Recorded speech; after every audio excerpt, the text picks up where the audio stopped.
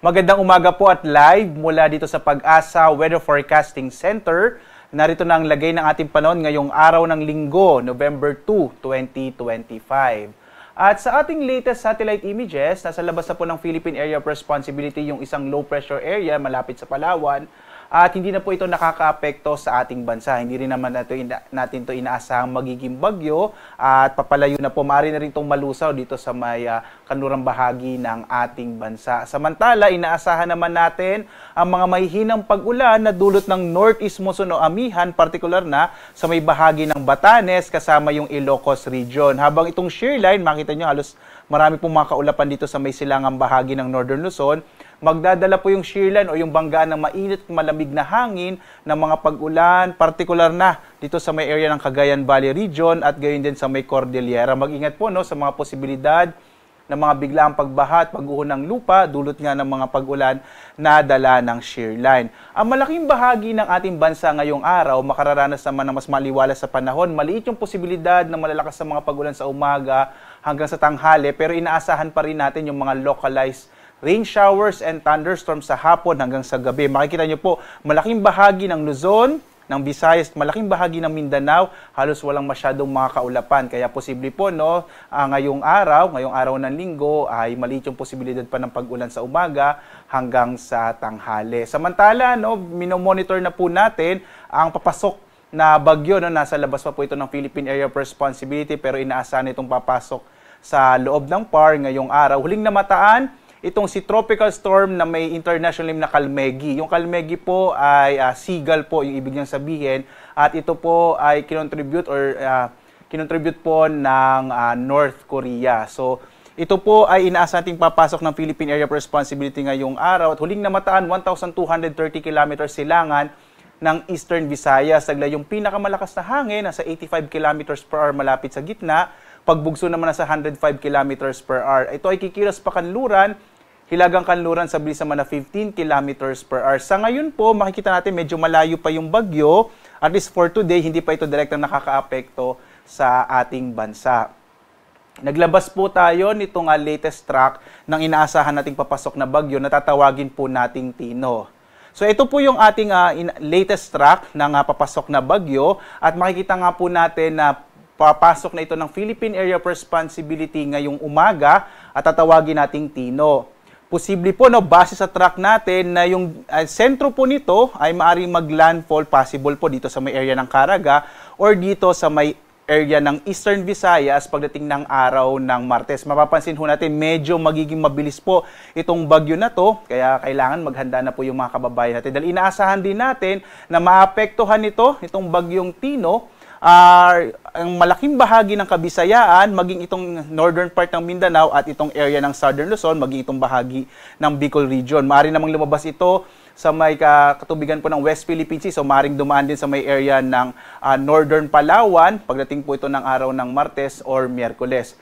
Gusto ko po sanang bigyan ng diin at ipaliwanag sa inyo yung tinatawag natin na cone of confidence. Tinatawag din po ito na cone of probability or cone of uncertainty. So ang ibig sabihin po nito, makikita po ninyo kasi itong area po na ito kung saan posibleng dumaan yung bagyo, yung sentro nito ay maaring kumilos sa loob po ng tinatawag na cone of confidence. Kaya po binibigyan din po natin dito sa Pag-asa, hindi lang po yung mismong linya or yung track ng sentro ng bagyo, kundi yung cone of confidence. Kasi ito po yung lugar kung saan pwedeng kumilos yung sentro ng bagyo. At mapapansin niyo, habang tumatagal po yung mga araw, ay lumalaki yung cone of confidence kasi po yung sentro ng bagyo ay maaring kumilos po. Habang tumatagal po ay medyo lumalaki din yung tinatawag natin uncertainty or yung pagiging hindi natin sigurado. Kaya po dahil doon, mainam na lagi po tayo nag-update sa mga abiso or mga impormasyon ng Pag-asa. At sumunod po tayo sa mga binibigay po na instructions sa ating mga local government units.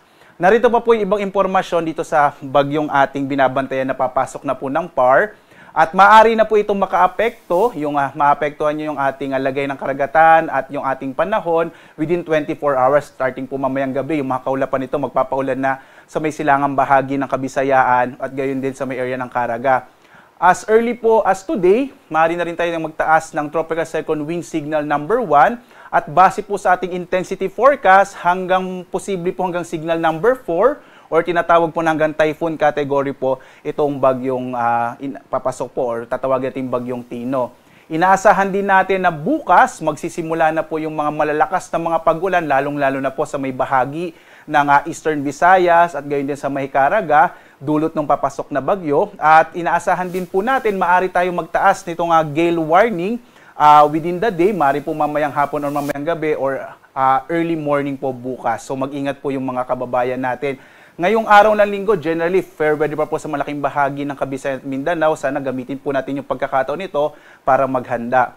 Ngayong araw naman dito sa Luzon, posible po yung mga pag-ulan na dulot ng shear line, particular na dito sa may area ng Cagayan Valley at Cordillera, habang may hinang mga pag-ulan na dulot naman ng northeast o monsoon o amihan ang mararanasan, particular na sa Ilocos Region, at gayon din sa may area ng Batanes. Sa nalalabing bahagi po ng Luzon, ngayong araw inaasahan natin mga localized thunderstorms naman ang mararanasan. Maliit yung posibilidad ng mga pag-ulan sa umaga hanggang sa tanghali. Agwat ang temperatura sa Lawag, 25 to 31 degrees Celsius. Sa Tuguegarao, 24 to 29 degrees Celsius. Sa Baguio, 17 to 25 degrees Celsius. Sa Metro Manila, 25 to 32 degrees Celsius. Sa Legazpi, 25 to 32 degrees Celsius. Habang sa Tagaytay, 23 to 30 degrees Celsius. Inaasahan din natin ang mga localized thunderstorms sa bahagi ng Palawan. Ang agwat ng temperatura sa Calayan Islands, 25 to 32 degrees Celsius, habang sa Puerto Princesa, 25 to 32 degrees Celsius. Inaasahan naman natin na posibleng magsimula na po yung mga pag-ulan mamayang hapon hanggang gabi, partikular na sa may bahagi ng Northern and Eastern Samar, dulot nga po ng mga kaulapan na dala nung papasok na bagyo, habang ang nalalabing bahagi ng Kabisayan, mga localized thunderstorms naman yung mararanasan. Agwat ang temperatura sa Iloilo, 26 to 32 degrees Celsius. Sa Cebu naman, 24 to 32 degrees Celsius, habang sa Tacloban, 25 to 31 degrees Celsius. Posible din ang mga pag-ulan mamayang hapon hanggang sa gabi, partikular na sa may bahagi ng Caraga. Partikular na po itong area ng Dinagat Island at Surigao del Norte, dulot ng mga kaulapan na dala ng papasok na bagyo. Ang nalabing bahagi naman ng Mindanao makararanas sa mga localized rain showers and thunderstorms sa hapon hanggang sa gabi. Agwat ang temperatura sa Zamboanga nasa 24 to 33 degrees Celsius, sa Cagayan de Oro 24 to 31 degrees Celsius, habang sa Davao 25 to 33 degrees Celsius. At narito po ang ating inaasahan na magiging lagay ng ating karagatan. Sa ngayon po, wala pa tayong nakataas na gale warning, bagamat binanggit ko nga po kanina, posibleng mamayang gabi or early morning tomorrow ay magtataas po tayo ng gale warning, particular na dito sa may silangang bahagi ng Kabisayaan at maging dito sa may northern part ng Luzon, dahil naman po yan sa inaasahan natin paglakas ng northeast monsoon o hanging amihan. Sa ngayon po, ligtas pa rin naman po malaot yung mga sakyang pandagat at mga bangka sa mga baybayin ng ating bansa. Lalo na po sa may bahagi ng kanurang bahagi ng ating bansa kung saan banayad hanggang sa katamtaman ang magiging pag-alon ng karagatan. Narito naman po yung ating inaasahang mga pag-ulan na maaaring maging dulot ng shear line at ng papasok na bagyo na tatawagin nating si Bagyong Tino. Bukas po magsisimula na yung mga malalakas na mga pag-ulan, lalong-lalo na sa may silangang bahagi ng Kabisayan, particular na itong area ng Eastern Samar at gayon din dito sa may Caraga, particular na yung Dinagat Islands. Pagdating po ng araw ng Martes, malaking bahagi ng Kabisayaan dahil nga po dadaan yung sentro ng bagyo dito sa may bahagi ng Kabisayaan. Kaya posible pong malalakas na mga pag-ulan na maaaring magdulot ng mga biglang pagbaha at pagguho ng lupa ang mararanasan or mga flash floods and landslide. Particular na dito sa may dito po sa may bahagi ng Kabisayaan at maging dito sa may area ng Northern Mindanao at dito sa may Bicol Region at Southern Luzon. Sa mga kababayan po natin, sana gamitin din po natin yung mga pagkakataon ngayon para maghanda sapagkat itong bagyo po na to hanggang typhoon category pa yung inaasahan natin, medyo malalakas na mga ulan, malalakas na mga pagulat, malalakas na hangin ang mararanasan, lalong-lalo na po pagdating ng araw ng Martes. Gamitin po natin yung araw ngayong linggo at bukas araw ng Lunes para maghanda para sa paparating na bagyo. Inuulit po ng Pag-asa, sumunod po tayo sa mga tagubili at instructions ng ating mga local government units bilang paghahanda dito sa ating inaasahang bagyo na tatama, partikular na sa may bahagi ng Kabisayaan. Ang araw naman ay sisikat mamayang 5:52 na umaga at lulubog, ganap na 5:27 ng gabi. At sundan pa rin po tayo sa ating ibang mga social media platforms sa X, sa Facebook at YouTube at sa ating dalawang websites pag-asa.doc.gov.ph at panahon.gov.ph. Posible pong mamayang 11 a.m. magkaroon tayo ng bagong update, lalo na po kapag pumasok na ng Philippine Area of Responsibility yung bagyong tatawagin natin na Bagyong Tino. Muli po sa mga kababayan natin, lalong-lalo na sa Visayas at sa area ng Caraga at maging sa Southern Luzon, ay lagi po tayong mag-update lalo na sa mga impormasyon ng pag-asa, lalo't inaasahan natin na magdadala ng malalakas na hangin, malalakas na ulan itong bagyong paparating sa ating bansa.